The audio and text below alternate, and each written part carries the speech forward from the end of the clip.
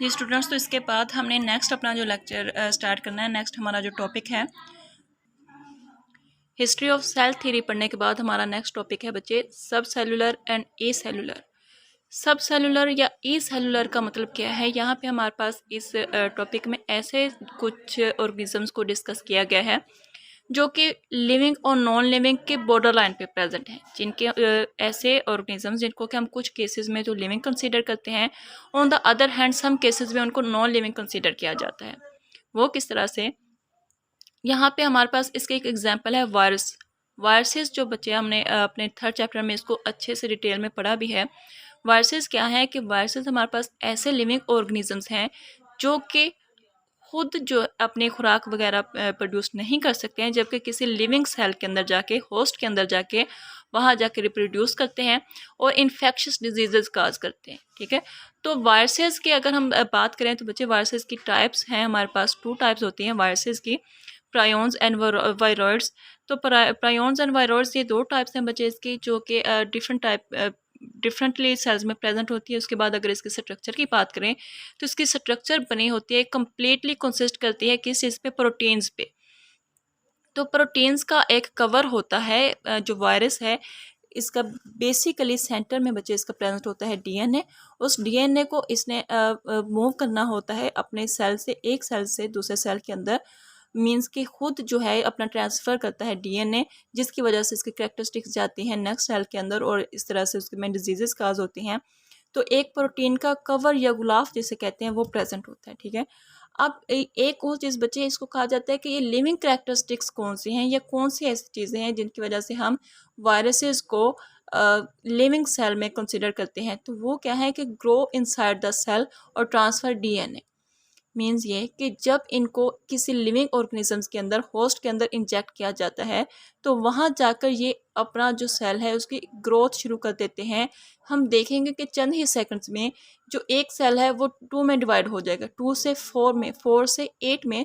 तो इस तरह से एक सेकंड के अंदर हमारे पास एक से बहुत ज़्यादा तादाद में वायरसेस प्रोड्यूस हो सकते हैं। तो ये हमारे पास इनके लिविंग करेक्टरिस्टिक है। दूसरा ये कि ये ट्रांसफ़र कर सकते हैं अपना डीएनए, अपना जेनेटिक मटेरियल जो है होस्ट सेल के अंदर, जिसकी वजह से जैसे जैसे वो होस्ट सेल जो है रिप्रोड्यूस करता है, वहाँ पे उसको न्यूट्रिएंट्स मिलते हैं। बिल्कुल उसी तरह से उसके न्यूट्रिएंट्स को यूज़ करते हुए ये डीएनए ग्रो करता है और नंबर में इंक्रीज़ करता है।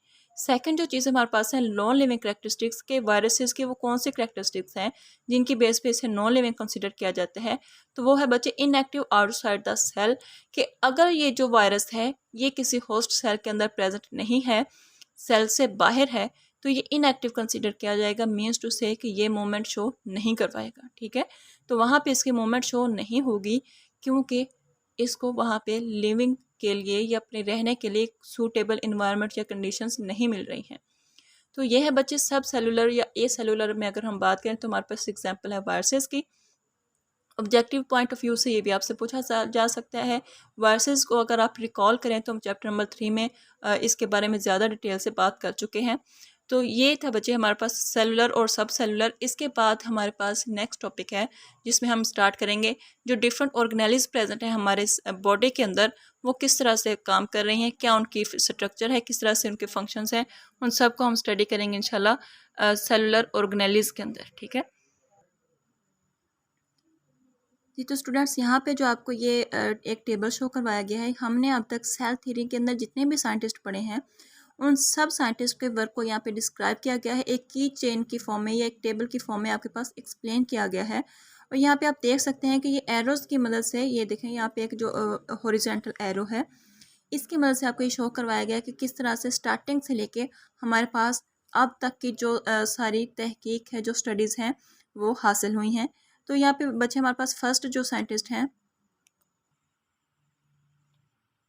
जी ज़करियास जेनसन, 1590 में इनका काम था और इन्होंने इन्वेंट किया है माइक्रोस्कोप।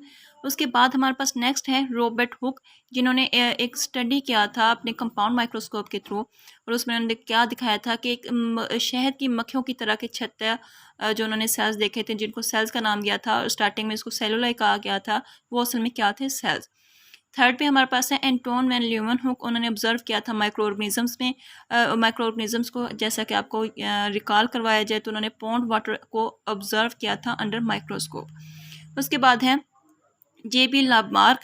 ये हैं proposed the importance of tissues. इनका क्या था हमारे पास स्टडी कि जो तमाम हमारे पास लिविंग ऑर्गेनिजम्स हैं वो टिश्यूज़ की मदद से बने हुए हैं।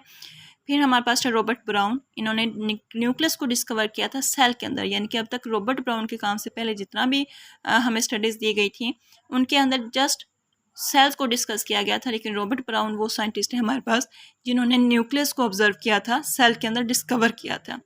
नेक्स्ट है एम शेलिडन एंड शवान। ये दो साइंटिस्ट हमारे पास हैं जिन्होंने प्लांट और एनिमल सेल्स के टिश्यूज़ के बारे में बात की कि ये दोनों सेल्स एक दूसरे से रिलेटेड हैं और किसी तरह से ये एक दूसरे के साथ जो तमाम सेल्स हैं रिलेट करते हैं। ठीक है, नेक्स्ट हमारे पास है बच्चे साइंटिस्ट रुडोल्फ विर्शो और लुइस पास्चर। तो रुडोल्फ विर्शो ने क्या काम किया है, ओमिनस सेलुला ई सेलुला की टर्म को इंट्रोड्यूस करवाया, जो कि एक जर्मन मुहावरा है। जर्मन लैंग्वेज में ये बात की गई है कि जो एक सेल है वो प्री एग्जिस्टिंग सेल से मिलकर बना है, और इनके काम को, इनके आइडिया को सपोर्ट किया था, प्रूव किया था अपने एक्सपेरिमेंट्स के थ्रू लुइस पास्चर ने।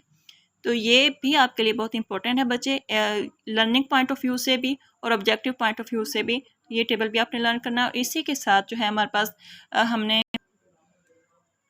हमने जो टॉपिक पढ़ा है सब सेलुलर और ए सेलुलर, तो इसमें बच्चे हमारे पास ए सेलुलर का टॉपिक जो है इसके बारे में आप क्या जानते हैं, या आप एच वर्क में करेंगे। तो नेक्स्ट लेक्चर के साथ इंशाल्लाह कल मिलेंगे। फ़ी अमानिल्लाह।